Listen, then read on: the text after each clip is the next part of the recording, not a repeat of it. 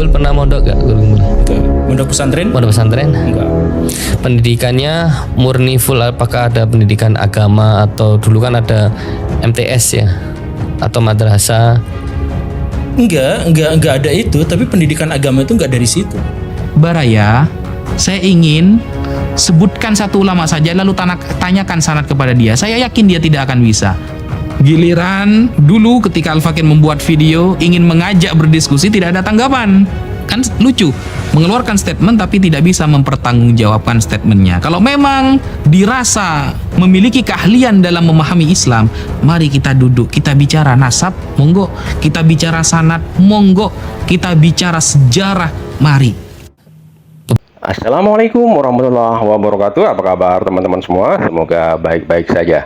Pada kesempatan kali ini saya mau berbagi yang mana ini ada Guru Gembul dan Ustadz Wafi yang adu argumen ya tentang masalah nasab Ba'alawi ini. Yuk, seperti apa jalan ceritanya? Langsung saja menuju ke videonya. Let's go. Beberapa di medsos Guru Gembul menyatakan soal nasab. Saya sebelum bahas soal nasab, dulu Guru Gembul pernah mondok gak Guru Gembul? Enggak. Pondok pesantren? Pondok pesantren? Enggak. Pendidikannya murni full, apakah ada pendidikan agama atau dulu kan ada MTS ya? Atau madrasah? Enggak ada itu, tapi pendidikan agama itu enggak dari situ kan. Iya, enggak dari situ. Itu kan bentar doang. Formal itu. Formal itu kan. Ya itu formal. Saya enggak ikutan yang gitu. Oh, yang pesantren belum pesantren berarti ya? Enggak. Belum pernah itu. Terus saya langsung aja ke pertanyaan. Ada statement Guru Gembul perihal ikut berkomentar tentang nasab.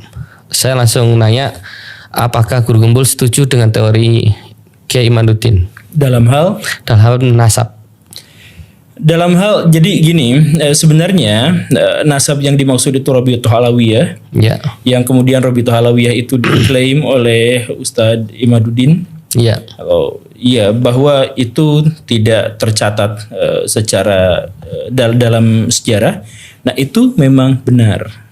Jadi silakan aja. Bahkan orang-orang yang mendukung Rabi'atul Alawiyah juga tetap sampai sejauh ini belum mampu menunjukkan jawaban atas tantangan dari Kiai Imad itu, bahwa ada nggak catatan tertulis yang pertama yang sezaman dengan itu. Kalau tidak ada ya sudah, karena secara historis kan ini bincangnya itu adalah ilmiah ya. Yeah.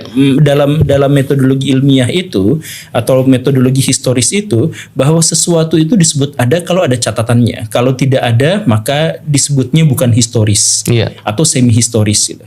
Jadi misalkan apakah Wali Songo itu ada atau tidak ada? Nah, ini sejarawan itu setuju bahwa Wali Songo misalkan ada, tetapi cerita-cerita tentangnya itu ahistoris. Yeah. Tapi tokohnya itu ada, tapi ceritanya tidak. Kenapa? Karena tidak ada catatan sejaman. Jadi mau percaya mau enggak ya terserah. Cuman ini mah secara historis, metodologinya tidak mengizinkan kita untuk mempercayai sesuatu yang tidak ada catatan paling awalnya atau catatan yang sezaman dengannya. Nah, karena itu maka secara historis kita tidak menemukan ada sejarawan yang akan mendukung bahwa, saya mohon maaf ya, bahwa Ba'alawi itu ada rangkaian ininya itu ada. Itu gak ada secara historis. Ya, saya pertanyaan yang belum dijawab sih. Berarti Guru Gembul ini setuju dengan apa? Setuju dengan karena Kiai Imaduddin. Iya. Karena kalian itu menggunakan metodologi gitu. Yeah. Menggunakan metodologi. Kalau misalkan menggunakan syariah, nasab, apa segala rupa, ya itu silakan. Tapi secara metodologi ilmiah kita tidak menemukan bukti bahwa Ba'alawi itu, atau misalkan bahwa Habib-Habib yang ada di Indonesia itu adalah keturunan Nabi. Jadi secara historis tidak ditemukan. Secara tes DNA kita kemarin beberapa menemukan sampelnya juga tidak ketemu. Jadi secara ilmiah sudah konklusif. Kalau bicara tesis kan Kiai Imad kan punya tesis kan. Kalau tesis pasti kan ada penguji. Iya. Dan penguji harusnya kan levelnya lebih tinggi daripada yang diuji. Logikanya kan gitu. Kalau kita kuliah, kita mau tesis, berarti kan yang nguji-nguji orang lebih paham setidaknya tentang apa yang diujikan. Iya bisa seperti itu lalu. Nah, tesis ini kan Kiai Imad belum ngomong tuh dia tesis di universitas mana atau di mana. Tesis di ini. Jadi dia nggak ngambil bahwa dia tesisnya lulus di sini dari universitas apa dan sebagainya, dia menyebut ini tesis kurang lebih pikirannya adalah karena dia karya ilmiah yang mengikuti metodologi ilmiah gitu. Jadi sesuatu misalkan gini, saya ini mengklaim bahwa ini adalah tesis. Ya boleh saja, tapi belum teruji. Yang nggak disebut tesis juga nggak apa-apa. Tapi itu sudah mengikuti metodologi ilmiah, gitu. Jadi, iya. Jadi misalkan saya mengajukan sebuah tesis. Tesis ini belum diuji, belum ada antitesisnya. Ya tidak apa-apa. Tapi kan saya berhak untuk menyatakan bahwa ini adalah tesis. Gitu. Iya berapa aja sih. Secara validasi kan kalau kita bicara tesis kan nggak ada validasi untuk pengakuan karya dia sebagai tesis itu kan. Karena itu maka kalau misalkan terkait dengan polemik Ba'alawi ini, kita sama-sama menyarankan untuk cepat selesai. Ya, tesis ini dibuktikan dalam diskursus ilmiah, dalam dialektika ilmiah. Jadi misalkan Kiai Imad melontarkan sebuah tantangan, ada nggak, ditemukan nggak bahwa kitab sezaman yang menceritakan tentang Ba'alawi dan seterusnya dan seterusnya. Nah, selama itu belum ada ya sudah selesai di situ. Jadi anggaplah bahwa itu bukan tesis, anggaplah itu skripsi atau anggaplah itu karya ilmiah anak SMA dan sebagainya. Tapi kan pertanyaan itu belum dijawab. Makanya nanti kalau misalkan mau ya silahkan, saya mohon maaf tapi kemarin Robitoh Alawiyah setahu saya tidak menyanggupinya. Tapi silahkan ini Robitoh Alawiyah itu ditunjukkan kepada para sejarawan. Ini kan ditunjukkan kepada orang yang memang memiliki metodologi ilmu terkait dengan sejarah, terkait dengan nasab. Silahkan itu dipublikasikan. Kemudian kita sama-sama melakukan verifikasi. Itu sebenarnya adalah cara untuk menghentikan polemik ini. Kan begitu. Betul. Jadi yang pertanyaan saya itu standar tesisnya Kiai Imad itu kan pasti tesis ada standar apalagi berbicara nasab pasti kan ada standar secara syar'i Islamiyah kan. Ada nggak standarnya itu yang dipakai apa itu? Karena misal contoh, kalau dia bicara nasab tercatat atau enggak. Contoh, mungkin saya menganalogikan gini. Mungkin saya nikah, istri 2 atau 3 lah gitu kan. Anak ada 10. Tapi 3 yang tercatat. Yang 7 tidak tercatat. 7 ini kan bukan anak saya kan? Iya. Memang bukan, tapi makanya ini prinsipnya adalah dalam metodologi ilmu. Jadi misalkan gini, misal ya, para sejarawan sampai sekarang itu bersepakat bahwa peradaban di Indonesia itu dimulai di awal abad Masehi atau bahkan sebelum abad Masehi. Dipercayai. Kenapa? Karena bukti-buktinya banyak. Tetapi sampai sekarang kerajaan tertua di Indonesia tetap disebutnya Kutai. Kenapa? Karena dia yang memiliki catatan tertulis di zaman itu. Jadi sejarah itu metodologinya dimulai dari apakah dia memiliki catatan atau tidak. Itu aja, sesederhana itu. Jadi kan ini saya mohon maaf, misalkan inilah yang kemudian membedakan sejarah misalkan dengan tarikh. Dengan tarikh gitu ya dan sebagainya. Kenapa? Karena sejarah itu benar-benar kita harus melakukan kritik terhadap sebuah sumber, apakah sumber ini valid atau tidak. Nah, bagaimana kita bisa mengkritik sumber ini valid atau tidak kalau tidak ada catatannya? Jadi mulai dari awal itu adalah catatannya. Tapi kan mungkin saja tidak tercatat, ya sangat mungkin. Tapi itu tidak masuk dalam sejarah. Itu bisa dimasukkan ke dalam kabar burung, bisa dimasukkan ke dalam mitos, bisa dimasukkan apa? Karena yang dimaksud dengan ilmu itu harus teruji secara empiris. Kita hanya bisa menguji kalau ada buktinya, dan bukti yang dimaksud itu adalah catatan. Nah, begitu sederhananya dalam sejarah tuh gitu.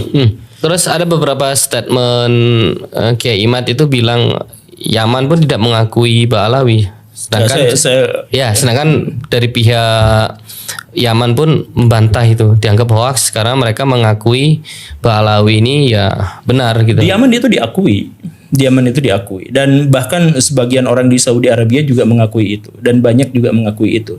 Nah, tapi kita gak lepas dari itu karena kan premisnya itu gini nih. Jadi ada klaim teologis. klaim teologis bahwa sekelompok orang ini adalah keturunan Nabi. Iya. Kapan klaim teologis itu dimulai?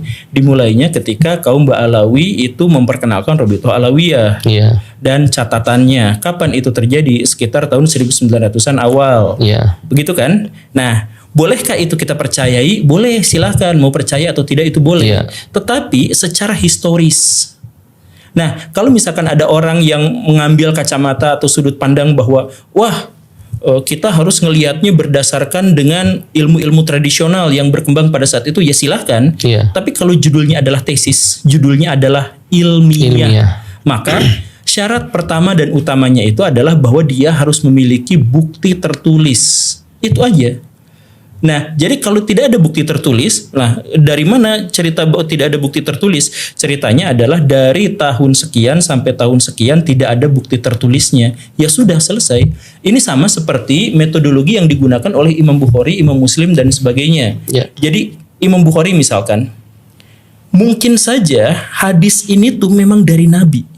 Sangat mungkin, tapi karena dari satu orang ke orang rantai berikutnya itu tidak ditemukan, Betul. bahwa orang yang dimaksud itu tidak ketemu, maka hadis ini dianggapnya doif atau bahkan palsu. Palsu. Betul kan? Betul. Walaupun Bukhari itu membuka kemungkinan saya sangat percaya atau mungkin saja ini, tapi karena tidak ada catatannya, ya sudah, apa boleh buat. Lebih baik menganggap bahwa lebih baik berhati-hati sehingga menyebut bahwa hadis ini tidak tercantum daripada mencantumkan hadis yang kemungkinannya salah. Kan begitu. Nah, jadi metodologi ilmiah yang kita kenal, metodologi historis sejarah itu kan ada beberapa langkah. Di antaranya adalah mengumpulkan sumber, kemudian melakukan verifikasi terhadap sumber-sumber itu. Verifikasi itu ada eksternal dan internal. Ini adalah kebudayaan Islam. Ya. Jadi metodologi ilmiah yang kita kenal itu diambilnya dari ketika Imam Syafi'i kemudian membuat sebuah metodologi bagaimana cara membenarkan bagaimana cara mengetahui hadis sahih dan hadis yang tidak sahih, dan kemudian ini diaplikasikan oleh Imam Ahmad, dan Imam Ahmad kemudian puncaknya itu adalah di Imam Bukhari, dan kemudian Imam Muslim, dan dilanjutkan oleh imam-imam yang lain, Abu Daud, Nasai dan sebagainya. Kan begitu. Nah, metodenya itu bagaimana? Di antaranya adalah betapapun kita meyakini bahwa satu dalil itu, katakanlah misalkan ya, kayaknya sih ini benar dari Nabi gitu. Tapi kalau tidak ada catatannya, ya selesai. Atau semua catatannya terpercaya, tapi satu orang yang ini tuh bohong gitu, ya udah selesai, tidak dianggap, kan begitu. Ya. Jadi apakah Kiai Imad itu bohong dan sebagainya? Ya itu mah terserah. Cuman ada satu tantangan yang sampai sekarang belum terjawab, yaitu tidak ada catatan sezaman terkait dengan nasab itu. Ya udah, secara historis selesai. Ya, saya lanjut lagi. Tadi kan dibilang Ba'alawi masih diragukan lah dalam konteksnya kan keturunan Nabi kan gitu kan. Sedangkan di luar negeri kan ada lah Ba'alawi, tapi namanya bukan Ba'alawi, Nakobah. Itu namanya Nakobah, dan beberapa negara kan mengakui gitu loh, bahwasanya Ba'alawi ya emang durian Nabi kan gitu. Ya, pengakuan-pengakuan itu kan dari taklid. Jadi iya kan, ngikutin aja gitu. Ya karena itu sudah menjadi sesuatu yang umum, ya udah ikutin aja, gak apa-apa. Ya kan dari pihak luar kan Nakobah Yaman, dari pihak yang lain juga mencatat nasabnya keturunan mereka ke Rasulullah, kan mengakui bahwasanya Ba'alawi itu juga bagian dari keturunan Nabi kan gitu. Kalau emang ini saya hanya pikiran saya. Kalau emang ini tesisnya Kiai Imad ini benar, pasti banyak itu ulama-ulama luar negeri, ulama-ulama yang benar-benar keulamaannya, pemahaman agama yang bagus, pasti akan mengakui. Nah, ini bukan soal pemahaman keagamaan. Jadi misalkan tokoh-tokoh besar NU sampai sekarang misalkan, atau yang sudah wafat kemarin, Hasyim Asy'ari. Ya, Hasyim Asy'ari mengakui. Tapi kan mengakuinya itu taklid. Bukan beliau melakukan penelitian nasab secara keseluruhan, kan tidak. Karena ilmu nasab itu adalah yang jarang banget gitu di. Iya, Guru Gembul bilang pengakuan Kiai Hasyim Asy'ari almarhum taklid, bisa memvonis taklid itu dari mana, kan tidak ada penjelasan dari beliau. Memang tidak ada penjelasannya, tapi kita juga tidak menemukan bahwa beliau pernah melakukan penelitian sendiri. Siapanya? Almarhum. Iya, ada nggak? Ya kan? Ada nggak bahwa beliau melakukan penelitian sendiri untuk membenarkan atau menyalahkan rangkaian nasab itu? Pak Gembul ini salah satu orang yang pernah Al-Fakir bantah statementnya sekitar 1 atau 2 tahun yang lalu. Beberapa kali Al-Fakir melihat statement yang keluar yang dijadikan istidlal, sebuah dalil oleh dia, selalu kacau dan rancu. Sehingga Al-Fakir punya 3 poin mengenai Pak Gembul ini. 1, dia tidak pernah belajar agama secara sistematis. 2, dia tidak pernah ada di pesantren ya, yang mungkin pesantren itu sudah terkenal dengan Ahlus Sunnah wal Jamaah, karena kita bisa menilai itu dari statementnya. Yang ketiga, dia sering menambah-nambah hadis dan keterangan para ulama dengan pemikiran sendiri.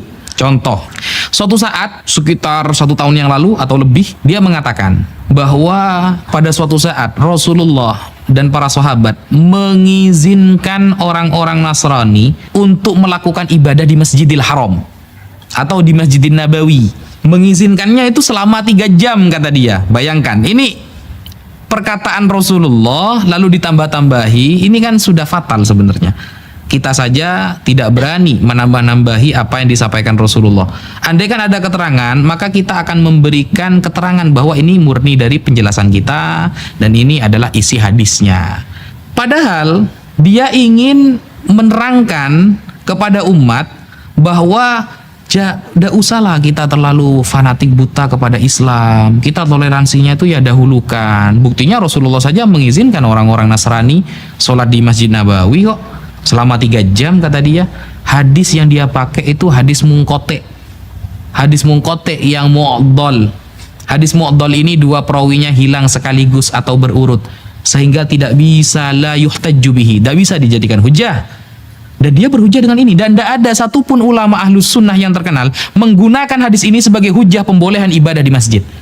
Ibadah di masjid, bukan masuk masjid. Kalau masuk masjid, kita baca kitab-kitab lintas mazhab, ulama berbeda pendapat. Ada yang melarang secara mutlak, ada yang memperbolehkan. Tapi kalau ibadah di masjid, orang kafir yang ritualnya adalah mensyirikkan Allah, maka para ulama tidak membolehkan.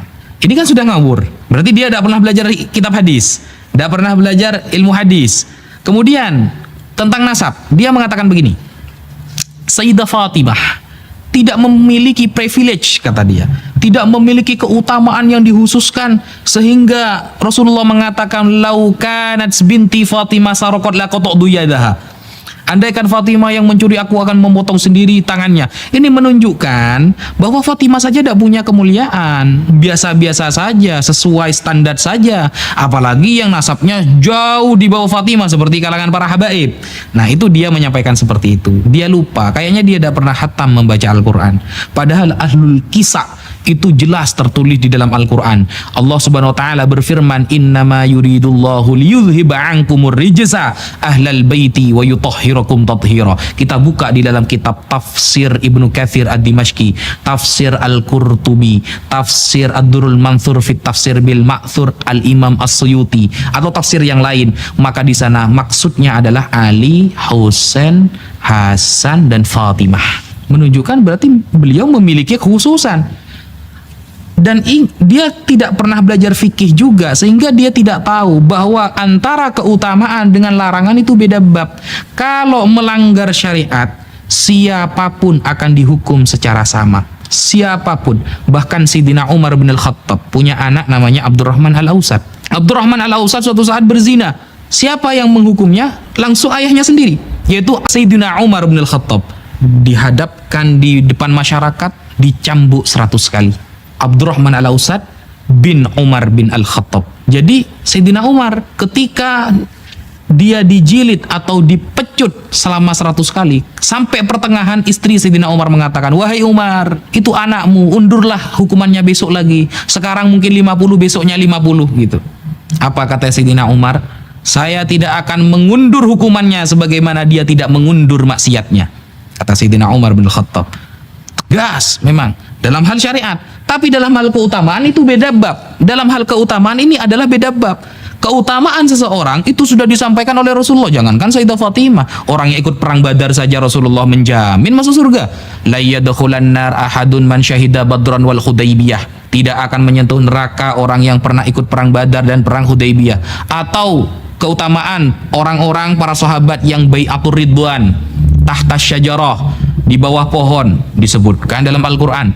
Bahkan Al-Quran sendiri mengatakan kuntum khairu ummatin ukhrijat linnas ta'muruna bil ma'ruf wa tanhauna 'anil munkar. Siapa kuntum di sana? Khitabnya pertama kali kepada para sahabat. Atau ketika mengatakan la takhaf wa la tahzan innallaha ma'ana, siapa khitabnya di sana? Sayyidina Abu Bakar Siddiq radhiyallahu an.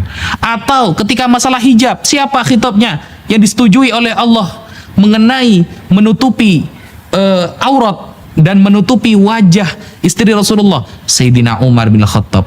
Atau yang usul kepada Rasulullah di dalam Al-Quran disetujui oleh Allah sehingga menjadi maqam Ibrahim musalla, siapa? Sayyidina Umar bin Khattab. Sampai Rasulullah mengatakan innallaha ja'alal haqqa ala lisani Umar wa qalbih, Allah menjadikan kebenaran melalui lisan Umar dan hatinya. Itu keutamaan. Apalagi Sayyidah Fatimah yang putrinya sendiri. Sayyidina Umar yang dulu awalnya mau membunuh Rasulullah, Rasulullah mendoakan Allahumma a'izzal Islam bi ahabbir rajulaini hadzaini, antara Abu Jahal dan Umar bin Al-Khattab. Ternyata Umar mendapatkan keutamaan yang sangat luar biasa setelah masuk Islam, apalagi anaknya Sayyidah Fatimah. Sehingga saya menilai Pak Gembul ini memang gak pernah belajar agama secara sistematis, gak pernah belajar di pesantren, sehingga yang dia tahu langsung dia sampaikan. Gampangannya saya mengatakan beliau adalah konten kreator. Kemudian lagi Pak Gembul mengatakan hanya di Indonesia habaib itu dicium tangannya, dicium kakinya. Kalau kita kembali ke Turki, negara Afrika, tidak ada yang mendapatkan VIP seperti itu. Ini cuma Indonesia yang isinya banyak para habaib, sehingga diatur secara sistematis agar dilakukan hal seperti itu. Nah, ini kan menunjukkan dia ini tidak pernah membaca kitab-kitab para ulama. Dan istidlal kepada negara ini tidak pernah ada di Islam. Coba contoh negara ini, negara itu, bukan seperti itu. Istidlal, menyampaikan sebuah dalil, ini rujukannya para ulama. Makanya Al-Quran mengatakan fas'alu ahla dzikri in kuntum la ta'lamun, bertanyalah ke ulama kalau kamu gak tahu. Innama yakhsyallahu min ibadihi al-ulama.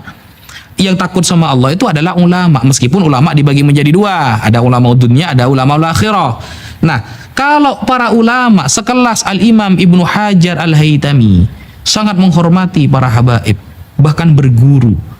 Bahkan di dalam kitab Ithafus Sadah Al-Muttaqin, Syarah Ihya Ulumuddin yang ditulis oleh Sayyid Murtada Az-Zabidi, sanad hadisnya itu sambung kepada seorang Sadah Ba'alawi.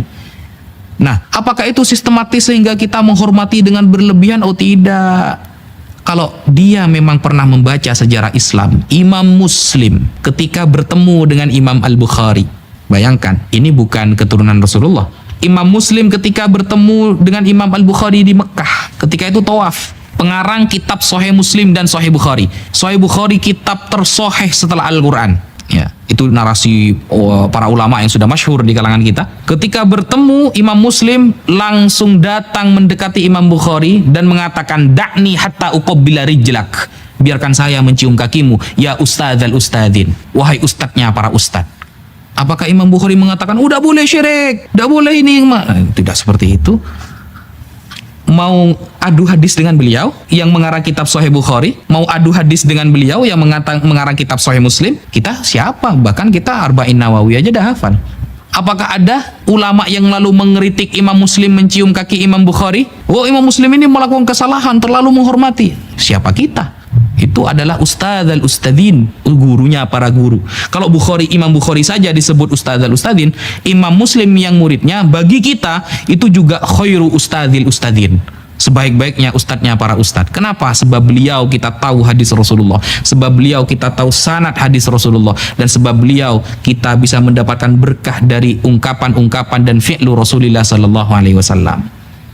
Jadi saya kira Pak Gembul ini kurang banyak baca, kurang banyak belajar. Mungkin dia baru menemukan sebuah statement yang dia baca dan masuk akal bagi dia, lalu dibuatlah video tanpa ditashih, tanpa disodorkan dulu kepada para ahli sebelum membuat video. Seperti itu. Dan apakah dia bisa dijadikan rujukan dalam masalah nasab? Jangankan masalah nasab, dalam masalah sholat saja dia tidak bisa dijadikan rujukan. Wudhu, hukum mandi, tayamum, dan hukum yang berkaitan dengan fikih yang enteng lah. Tidak bisa, apalagi masalah nasab. Yang sama sekali dia tidak pernah punya guru nasab. Apalagi dia mengatakan, katanya Islam ini agama sanad.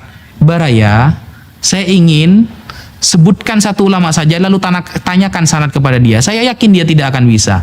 Oh ya, kalau seperti itu, mari kita duduk di suatu tempat, kita diskusi, kita sampaikan pemahaman Islam secara komprehensif, kita bicara ilmiah. Jangan hanya menyampaikan sebuah statement, melontarkan sebuah pendapat, hilang. Giliran dulu ketika Al-Fakir membuat video, ingin mengajak berdiskusi, tidak ada tanggapan. Kan lucu. Mengeluarkan statement tapi tidak bisa mempertanggungjawabkan statementnya. Kalau memang dirasa memiliki keahlian dalam memahami Islam, mari kita duduk, kita bicara nasab, monggo. Kita bicara sanad, monggo. Kita bicara sejarah, mari. Jadi itu ya teman-teman, adu argumen antara Guru Gembul dan Ustadz Wafi, yang mana pertanyaan-pertanyaan dari Guru Gembul sampai sekarang belum terjawab, dan Guru Gembul itu mempunyai dalil yang sangat kuat yang tidak bisa dibantah apalagi ditolak, dan di situ Ustadz Wafi tidak bisa mengelak lagi dan mempunyai argumen tersendiri. Apakah argumennya Ustadz Wafi ini kuat atau tidak, bisa teman-teman nilai sendiri ya teman-teman. Tapi yang jelas menurut Guru Gembul, pertanyaan-pertanyaan yang diajukan oleh Kiai Haji Imaduddin Usman Al-Bandani terhadap klan Ba'alawi ini satu pun belum bisa menjawab sampai sekarang. Ini menurut Guru Gembul ya teman-teman. Oke, terima kasih buat semuanya, semoga video ini bermanfaat. Sampai jumpa di video selanjutnya. Wassalamualaikum warahmatullahi wabarakatuh.